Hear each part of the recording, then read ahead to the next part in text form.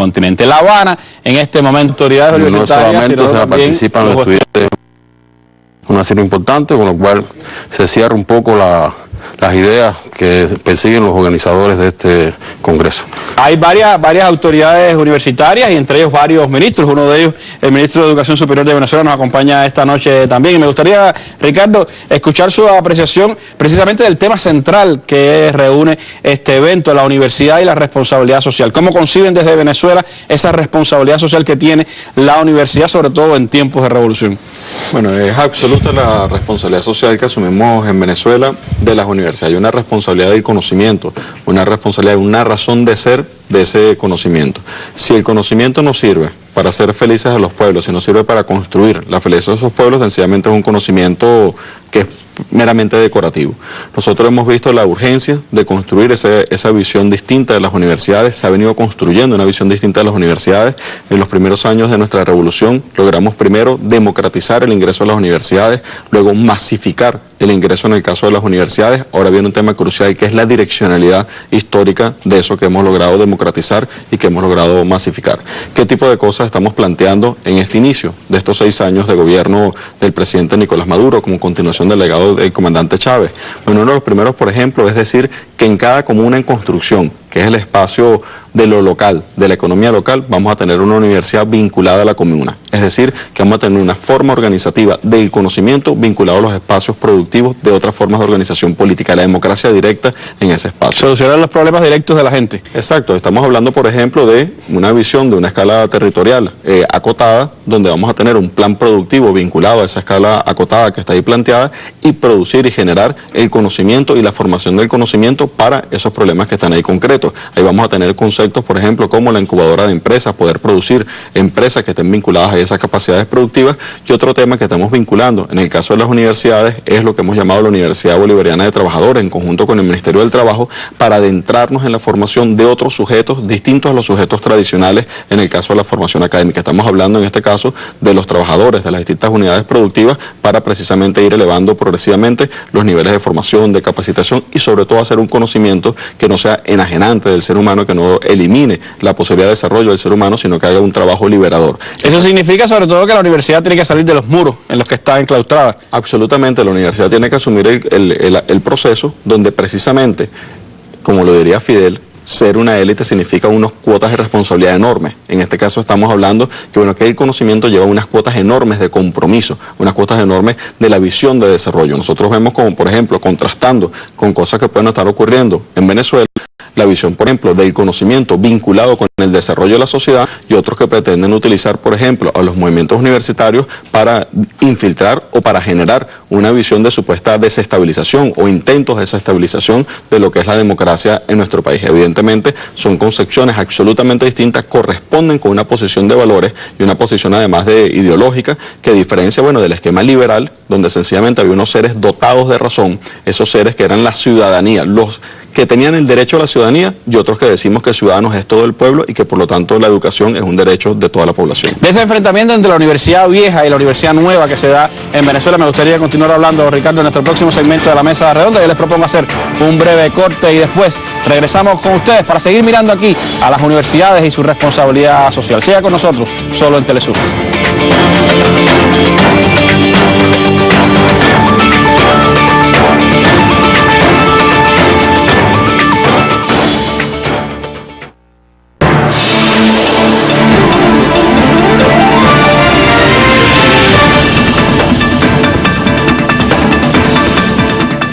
Argentina es territorio Telesur.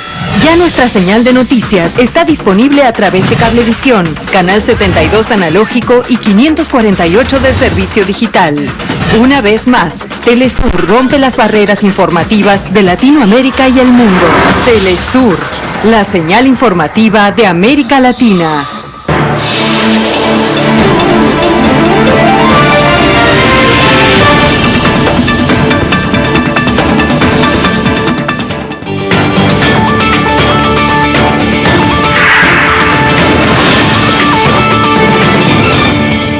En 2013 significó para Venezuela la consolidación de un modelo educativo que le permite contar con 2.600.000 estudiantes universitarios. Para muchos, el acceso a la universidad hoy es un derecho y no algo exclusivo en Venezuela.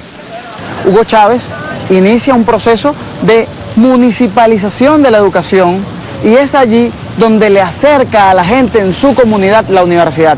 Eso hace que haya un crecimiento exponencial de la cantidad de estudiantes universitarios. La Constitución de este país consagra la gratuidad de la educación, dejando atrás la década de los 90, cuando en esta nación se discutía un proyecto de ley de educación superior que tenía como intención privatizar la universidad venezolana. Más de 30 casas de estudios se han creado en los últimos 14 años, que alberga una matrícula universitaria que ha crecido en más del 200%. Y bueno, entonces los jóvenes en este sentido, al tener un acceso a la educación que no necesitan grandes sumas y cantidades de dinero para participar, y poder tener el derecho a la educación, se sienten incluidos. Según una encuesta realizada por el Ministerio de la Juventud, los jóvenes asumen que la educación es una herramienta de superación social y de servicio a su comunidad, una reflexión que hacen en este país de la pertinencia de las carreras universitarias con las potencialidades de sus regiones para alcanzar el reto de convertirse en un país potencia. Vemos cómo salimos de las 4 paredes de los salones, de las 4 paredes de las universidades a las comunidades, a compartir y realmente construir el conocimiento de las calles, de las bases. Venezuela intenta conjugar juventud, proyecto político y la potencialidad para lograr su desarrollo y superar el rentismo petrolero. Los venezolanos apuestan a la educación para superar el reto en los próximos años de sacar a 2 millones de personas de la pobreza extrema. Teófilo Griffin, Telesur, Caracas, Venezuela. Bueno, ese que escuchamos, Ricardo, es un discurso nuevo en la universidad venezolana. Señalabas que hay un debate ideológico muy fuerte entre el viejo concepto de universidad y el nuevo concepto que la revolución bolivariana está llevando a cabo. Eso también pasa en sociedades como la ecuatoriana o como otros de los procesos progresistas que tienen lugar en este continente. ¿Cómo ves ese enfrentamiento? ¿Cuáles son las fuerzas que hoy están pugnando? ¿Cómo la revolución enfrenta la estrategia de poder hacer prevalecer ese pensamiento mucho más renovador, mucho más progresista, mucho más apegado al pueblo? Hay 2 elementos que es bueno diferenciar de lo que quienes estén siguiendo Telesur o cualquier sistema de información puedan ver en este momento en nuestro país. Un tema es el debate que está sobre los modelos de universidades. El otro tema es, muy diferente a ese, es la intención de una derecha de utilizar la máscara del supuesto de universidades para vislumbrar supuestamente enfrentamientos con el gobierno nacional. En este momento nosotros hemos visto algunas cosas que han dicho, manifestaciones, en el caso del sector estudiantil, son manifestaciones políticas que utilizan como carne de cañón el sector estudiantil para vislumbrar una agenda conspirativa contra la Constitución en Venezuela. Dicho eso, el debate que se está centrando en este momento entre los 2 modelos de universidad, bueno, tiene que ver precisamente con la visión de desarrollo que estamos planteando. Nosotros nos sorprenderíamos de las cosas que han venido ocurriendo en Venezuela. Probablemente no tienen antecedentes, sobre todo por lo corto del tiempo. Estamos hablando, por ejemplo, que antes de iniciar la revolución venezolana estábamos en 700.000 estudiantes en la educación universitaria. En este momento estamos por encima de los 2.600.000 en la educación universitaria. Teníamos en los años 90 cerca de 1.200 investigadores e innovadores en el sector universitario. En este momento somos más de 16.000 investigadores en el sector. Y cuando vemos adicionalmente el crecimiento del Producto Interno Bruto dedicado al sector de investigación, vemos todavía un salto mayor. ¿Qué cosa estamos planteando en función de los desafíos de la universidad? Bueno, ¿hay problemas o no hay problemas en la sociedad? ¿Cuándo vamos a esperar para atender esos problemas? Estamos en este momento, por ejemplo, próximos a lanzar en estas semanas lo que va a ser un voluntariado del sector universitario de nuestro país, por ejemplo, por la cultura de la paz, construir una cultura de la paz para enfrentar el problema de la violencia, que es un problema intrínseco del desarrollo del modelo capitalista. Ahora, ¿qué vamos a hacer? Hacer estudios simplemente teóricos y decir que la praxis es un tema posterior, un tema del futuro o después de que se entregue la tesis de grado. No, hay un proceso de enseñanza-aprendizaje que es una de las bases ideológicas que nos prendió el presidente Chávez, viene de Simón Rodríguez y es precisamente el pensamiento y la acción, la vinculación de la teoría y la praxis y además una visión de Simón Rodríguez que es aprender a pensar. En ese sentido estamos constituyendo una serie de cátedras, en este caso estamos llamándolas cátedras de la calle. Por ejemplo, ahí está Barrio Nuevo, Barrio Tricolor. Para quienes nos escuchan en Nuestra América, podrán ver que eso es un programa que lo que pretende es generar los materiales de construcción y los proyectos de infraestructura para que cambie el barrio, para que cambie el hábitat. Ahora, ¿cómo se hace eso? ¿Qué tienen que decir las universidades? No tienen nada que decir sobre el espacio público, no tienen nada que decir sobre el diseño urbano, no tienen nada que decir sobre el sistema de riesgo. Bueno, vamos a salir y vamos a hacer una toga y un birrete, pero ponernos las botas para ir precisamente a campo, llenarnos de lodo las botas y resolver con las comunidades comunidades los problemas que están planteados. Entonces, además, en una posición de profundo respeto a las comunidades, donde no es la academia la que está sobre una tarima y le dice al otro cómo es que son las cosas, sino que se involucra en los problemas y participa. Como tenemos un concepto de democracia participativa y protagónica, participa con las comunidades en la solución y en la generación de ese conocimiento. Ese es el mismo concepto que desde el inicio de la revolución ha tenido la educación superior cubana, Cobreiro. La Universidad de La Habana tiene la larga tradición de más de 200 años de historia con lo que ha significado la revolución cubana en los cambios de concepto de la educación superior. ¿Cómo combinar esa responsabilidad de formar un gran profesional, un profesional bien preparado, con esa vinculación con las necesidades de la población, con las necesidades de la sociedad? Como bien tú dices, la reforma universitaria del año 62 constituyó un cambio trascendental en la educación superior cubana. O sea, esta reforma fue el inicio de profundas transformaciones en la enseñanza superior en Cuba, que hoy su impacto en la sociedad está dado ante todo por la pertinencia de sus carreras. El hecho de que tengamos en Cuba más de 100 carreras universitarias, que el acceso a la bachillerato y tenga los requisitos para acceder a la educación superior. El hecho de que la investigación científica que se realiza en las universidades está muy vinculada con las demandas del desarrollo económico y social del país. El hecho de que los estudiantes participan de forma activa en la solución de los problemas, brindando soluciones, no solamente en el ámbito económico, sino también en el ámbito social. Y también las universidades están presentes en el desarrollo local. Como decía el ministro, hoy nosotros tenemos una red de centros universitarios municipales a lo largo de toda la geografía cubana que dan respuesta a las demandas de formación y desarrollo en los territorios en que están enclavados. Hay además un desarrollo científico de alto nivel en las universidades cubanas. Ya la Universidad Cubana produce incluso, por ejemplo, medicamentos o artículos de la asistencia médica que son de primer nivel mundial. Por ejemplo, en la Universidad de La Habana se da una vinculación directa con el desarrollo de la industria de la agricultura en el país. Hay productos que se desarrollaron en la universidad y que hoy se utilizan en las cosechas para incrementar la producción, productos para la industria biofarmacéutica, en fin, una amplia gama de tecnologías que dan respuesta a las necesidades de nuestro desarrollo social. Debo decirte que la mitad de los resultados científicos más importantes del país se obtienen en las universidades. Hoy las universidades cubanas, que como parte de una política del Estado de desarrollar el potencial humano en las universidades, forman cada año 600 doctores en todo el país. De ellos te puedo decir que 100 se forman solamente en la Universidad de La Habana, o sea, es una cifra importante. Formamos cada año alrededor de 600 maestros en ciencia y 5.000 licenciados en las 32 carreras que oferta la Universidad de La Habana. Estos son algunos ejemplos del impacto de la universidad en este momento. La Universidad de La Habana, que como decíamos es un símbolo de lo que es la educación superior en Cuba, pero que es parte también de toda esa disposición de Cuba a brindar su experiencia a otras partes del mundo y beber de esas experiencias internacionales. De eso se está hablando aquí ahora en La Habana y de eso yo les propongo pues conversar en el último segmento de nuestra mesa redonda de hoy. Siga con nosotros, solo por Telesur.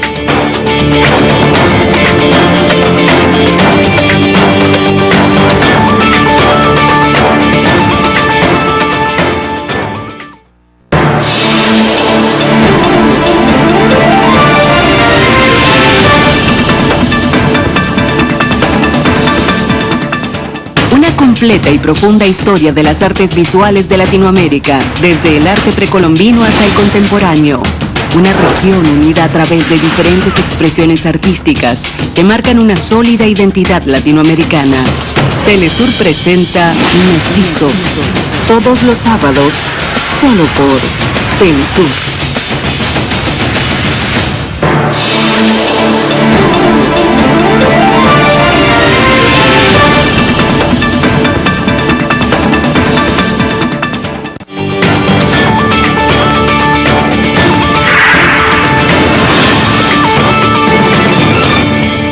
Universidad 2014 se ratifica el propósito de que los congresos internacionales de educación superior constituyan espacios para el intercambio de saberes y experiencias sobre los problemas más urgentes de esta enseñanza y lugar de encuentro entre colegas de todas las latitudes que establecen lazos académicos, solidarios y de amistad.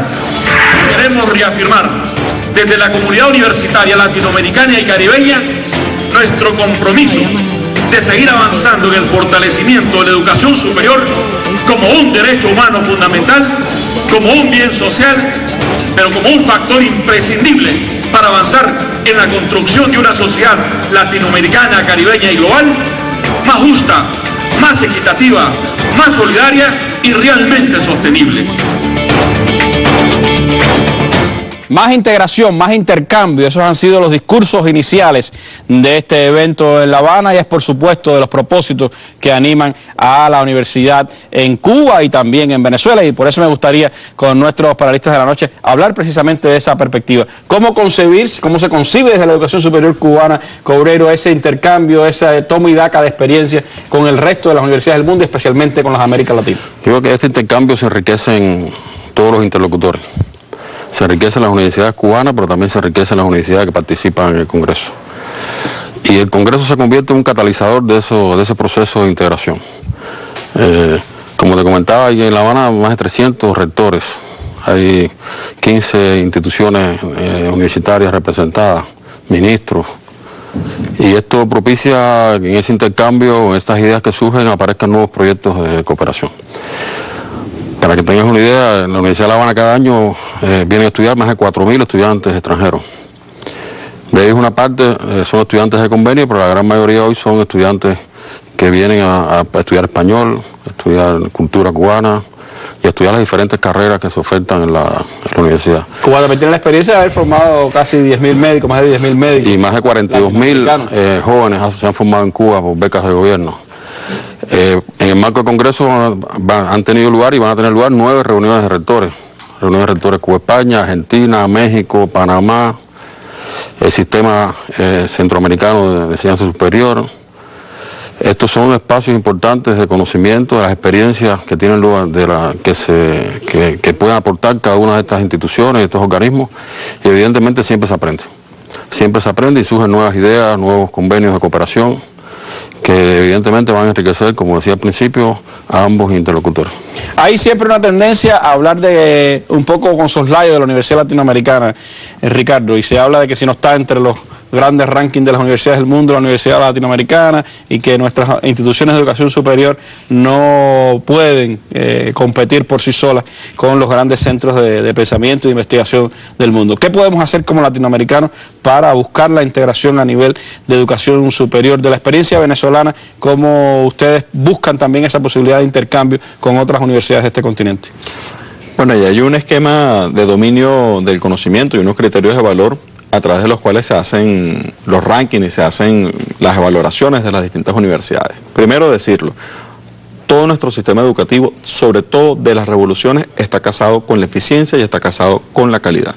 Ahora bien, nosotros podemos recordar, por ejemplo, cómo el programa de medicina comunitaria simplemente fue desacreditado por muchos, y ese programa de medicina comunitaria lleva en su proceso más de 20.000 compañeros estudiando en conjunto entre Cuba y Venezuela, y llevan a la atención y a la salud pública en nuestro país. Es decir, es un caso concreto de demostración, como algunos tratan de tildar de negativo supuestamente las calidades de unos programas de educación, sencillamente porque no están de acuerdo con los estándares que algunos están de alguna forma propiciando. Pero nosotros podemos decir, por ejemplo, en eso, en función de la integración, que nosotros estamos próximos a lo que va a ser la fundación de la Universidad de la Salud de nuestros países. Ya se acordó en el caso de la CELAC, vamos a tener la primera reunión ahora el 24 de febrero, y son cosas concretas que van avanzando hacia profundizar en la atención de nuestro problema, en la atención de nuestras necesidades. Sin embargo, nosotros podríamos tratar de tipificar 3 elementos por lo menos de lo que son aspectos que deben tener nuestras universidades para asumir el tema de la integración. ¿Qué vamos a hacer nosotros? Nosotros vamos a ser reproductores de la técnica, nosotros vamos a ser simplemente mercados de consumo, o nosotros vamos a desarrollar nuestras propias técnicas, vamos a desarrollar nuestros propios procesos, nuestra propia filosofía, nuestras razones de desarrollo, y en función de eso vamos a generar nuestro propio conocimiento. Bueno, evidentemente, ahí incluso podríamos tener la visión integral de para qué el conocimiento y qué es lo que vamos a hacer en función de ese conocimiento. El segundo punto tendría que ver, y un poco haciendo analogía con lo que dicen mucho los chinos, en función de su esquema de desarrollo. Ellos, por ejemplo, decían, el primer paso es hecho en China, el segundo paso es creado en China. Bueno, nosotros podemos hacer exactamente la misma analogía. Producido en nuestros países, segundo paso, creado en nuestros países. Y el tercer elemento tiene que ver con el direccionamiento. ¿Para qué estamos haciendo esto? ¿Para qué son los objetos? ¿Para qué el conocimiento? ¿Qué es lo que estamos haciendo con ese conocimiento? No solamente desde el punto de vista de lo concreto, de lo pragmático que puede ser producir algo, sino también de la filosofía, de las ideas, ¿para dónde vamos? Bueno, el tema del direccionamiento de la historia. Por eso la importancia de apoderarnos de un sistema de conocimiento. Si no estamos apoderados de un sistema de conocimiento, va a ser imposible transitar un camino hacia la libertad de nuestros pueblos. Decía el comandante Chávez, queremos un proyecto educativo para hacer patria, no para entregarla ni venderla al mejor postor.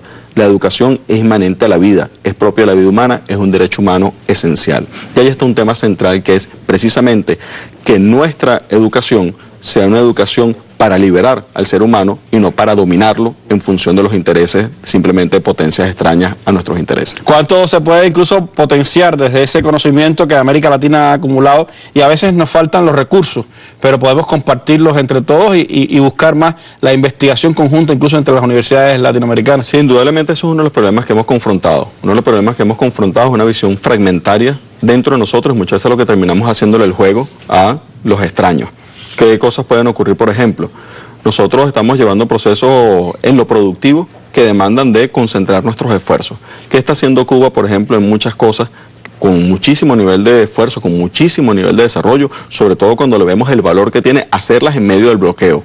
Lo que tiene la significación que eso tiene, un esfuerzo todavía más heroico. Pero bueno, ¿cuánto hace Bolivia? ¿Cuánto hace Nicaragua? ¿Qué hace Venezuela? ¿Qué pasaría si entre todos creamos las mismas líneas de investigación, las mismas líneas de desarrollo para ponerlas en función del modelo productivo que estamos desarrollando? Si lo hacemos de manera fragmentaria, simplemente lo que estamos haciendo es favoreciendo a los que precisamente venden esas tecnologías, venden esos esquemas de desarrollo. Si lo hacemos de manera conjunta, vamos a poder hacer toda la ingeniería reversa, vamos a poder hacer todo el proceso de adaptación en función precisamente de lo que tenemos. Este es el momento de empezar a hacer un plan masivo dentro de nuestra América de las líneas de investigación conjunta vinculadas a los problemas de desarrollo. Allí está Fidel, por ejemplo, planteando el tema de la seguridad alimentaria. ¿Eso es o no es una línea de investigación? ¿El tema agrícola es o no es una línea de investigación para nuestros países? ¿El tema del cambio climático es o no es una línea de investigación conjunta? ¿O quién la va a hacer? ¿La va a hacer Estados Unidos? ¿La va a hacer precisamente los que vienen con el sobrecalentamiento del planeta? ¿La van a hacer los que están interesados en que existe un eje de dominación como existe en el mundo? No, sencillamente ellos no pueden. Tiene que ser nosotros. Y el conocimiento no es un ente neutro. No es una cosa, no es un eunuco que está por ahí y simplemente no tiene posición. No, el conocimiento tiene una posición profundamente comprometida con el cambio que se haga o no se haga en las sociedades. Ahí está el reto de la Universidad Latinoamericana, la integración, la búsqueda de aunar conocimientos, aunar esfuerzos y de avanzar en medio de las contradicciones que aún tienen nuestras sociedades, en medio de ese combate entre la vieja visión y la nueva visión revolucionaria y progresista de esta región. Y por supuesto Venezuela y Cuba están en la vanguardia de esos esfuerzos desde la universidad. Un resultado, un debate que ahora mismo también está teniendo lugar en La Habana y que por supuesto, pues el hecho de contar aquí con muchas autoridades universitarias nos lleva a que mañana regresemos de nuevo con este tema, con nuevos invitados para seguir hablando precisamente de universidad y sociedad. Dos elementos importantes de la vida moderna y que tenemos que aprovechar si queremos realmente enfrentar los grandes desafíos que tiene la humanidad por delante. Así que los invito mañana a que vuelva a estar con nosotros aquí en nuestra mesa redonda internacional, donde miramos con los ojos del sur los grandes acontecimientos de América Latina y del mundo. Muy buenas noches.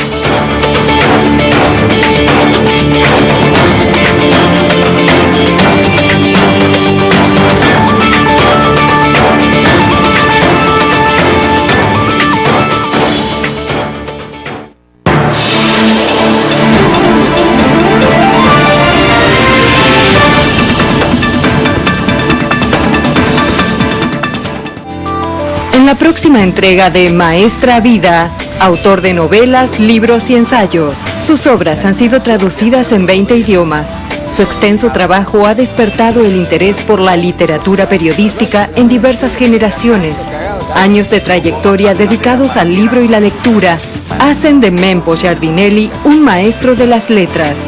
Maestra Vida, Mempo Giardinelli, este sábado, solo por Telesur.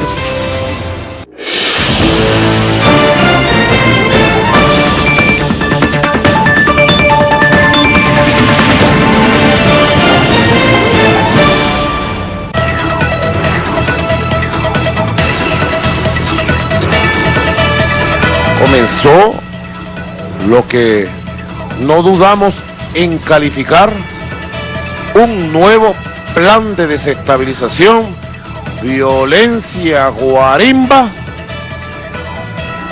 con el objetivo de un golpe de Estado. De esta manera, el presidente de Venezuela denuncia que avanza un nuevo plan de desestabilización impulsado por la oposición de ese país. Hay un juego de... Delicada situación en Bolivia. 4 departamentos están en emergencia por las inundaciones que han ocasionado la muerte de 46 personas y afectado más de 56.000 familias. Segundo día de conversaciones en Ginebra, las negociaciones sobre la paz de Siria se encuentran estancadas.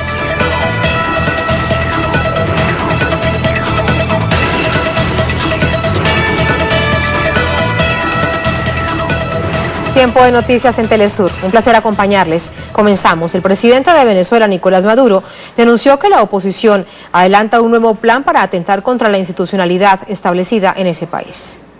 Hugo Chávez.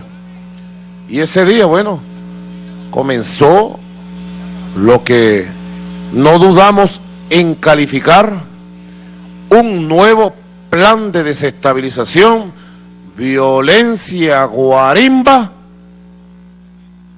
con el objetivo de un golpe de Estado en Venezuela. Arrancó. Yo lo decía ahora en privado, lo voy a decir en público. Ayer lo dijo Diosdado en el programa Con el Mazo Dando. Hay un juego de doble rol en la oposición venezolana. Uno debe jugar lo que llaman al malo. El dúo de la trilogía del mal, 2, que se han lanzado a la calle